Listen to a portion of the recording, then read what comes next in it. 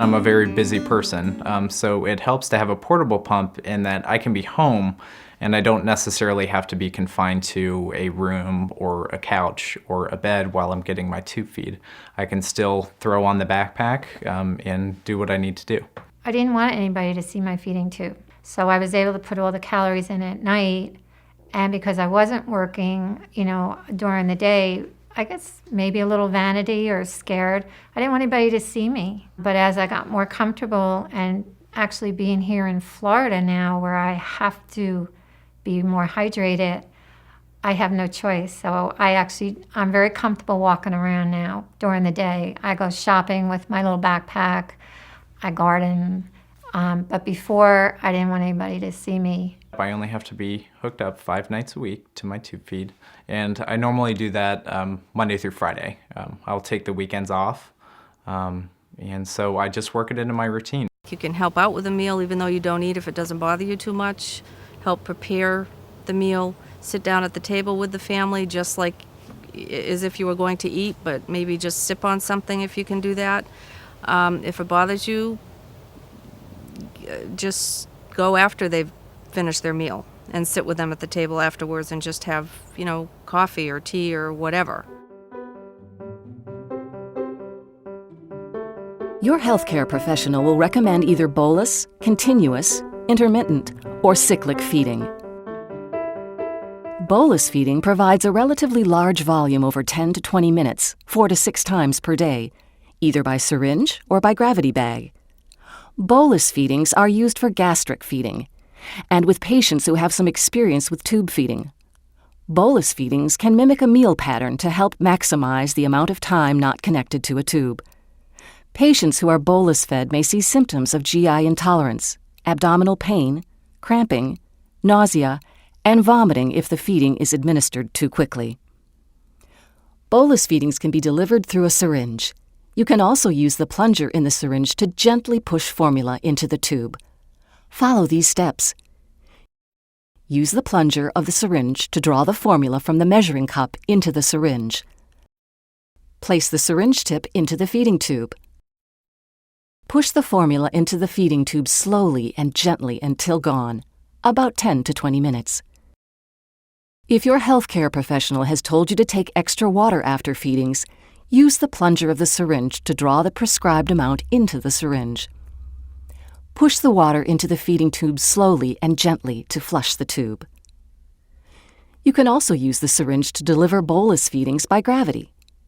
Remove the plunger from the barrel of a syringe. Place the syringe tip into the feeding tube. Hold the syringe above your stomach. Pour the measured amount of formula into the syringe. You may need to refill the syringe more than once depending on the volume of formula administered. Slow the flow by lowering the syringe, or speed the flow by raising the syringe. Allow the formula to flow slowly into the feeding tube until gone. Ask your healthcare professional to provide you with the amount of time it should take to administer the formula. If your healthcare professional has told you to take extra water after feedings, pour the prescribed amount into the syringe. Allow the water to flow into the feeding tube until gone to flush the tube. In another form of bolus feeding, the gravity feeding container is suspended above you and the formula flows down through the tube. The flow is controlled by a clamp on the feeding set that allows formula to slowly drip into the feeding tube. Follow these steps. Hang the filled feeding bag about 2 feet above and to the side of your feeding tube. Remove the cover from the end of the feeding set. Prime the feeding set and close the clamp. Insert the tip of the feeding set into the feeding tube. Slowly open the clamp on the tubing. Use the clamp to control the flow. Set the flow to the gravity drip rate written on your care plan. Make the flow faster by opening the clamp. Make the flow slower by tightening the clamp. When the feeding is complete, close the clamp. If your healthcare professional has told you to take extra water after feedings, pour the prescribed amount into the bag. Open the clamp and let the water drip in until gone.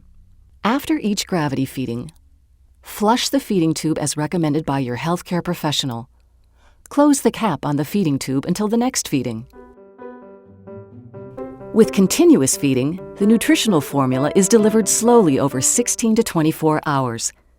Continuous feeding can be delivered using gravity or a feeding pump. If you have a feeding tube that goes into the small intestine, you must use a pump to deliver formula at a slow, continuous feeding rate. This is because the small intestine cannot hold as much formula as the stomach. A feeding pump controls the flow of formula. When using a pump, the general steps are as follows. However, always follow your healthcare team or the pump manufacturer's instructions. Prime the feeding set following manufacturer's instructions. If your feeding set has a clamp, open it completely. Remove the cap from the end of the feeding set. Connect the feeding set to the pump. Hang the filled feeding container or place it in an ambulatory carrier. Turn on the pump and set the flow rate. Insert the tip of the feeding set into the feeding tube. Start the pump. After the feeding container is empty or dose has been fed, stop the pump. If your healthcare professional has told you to take extra water after feedings, pour the prescribed amount into the container. Start the pump. When the water is gone, stop the pump. After each pump feeding, flush the feeding tube as recommended by your healthcare professional. Ask your healthcare professional about caring for the container and feeding set between feedings, and how often you should replace them. Intermittent feeding delivers a large volume of formula over 60 to 75 minutes, 5 to 8 times per day. A feeding pump can be used to deliver intermittent feedings, but is not always required. Finally, cyclic feeding delivers the prescribed amount of formula over a specific period of time, 8 to 20 hours per day. Cyclic feedings are usually given by feeding pump. A feeding pump is required for feeding into the jejunum. Unopened formula should be stored in a cool, dry place. Ready-to-use formula in can, bottle, or Tetra Pak can be used for 8 to 12 hours or is recommended by your healthcare professional.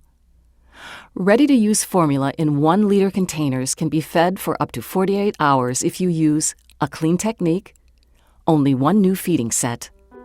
Throw away unused formula that has been stored in the refrigerator after 48 hours of opening it. Always follow your healthcare professional's recommendations.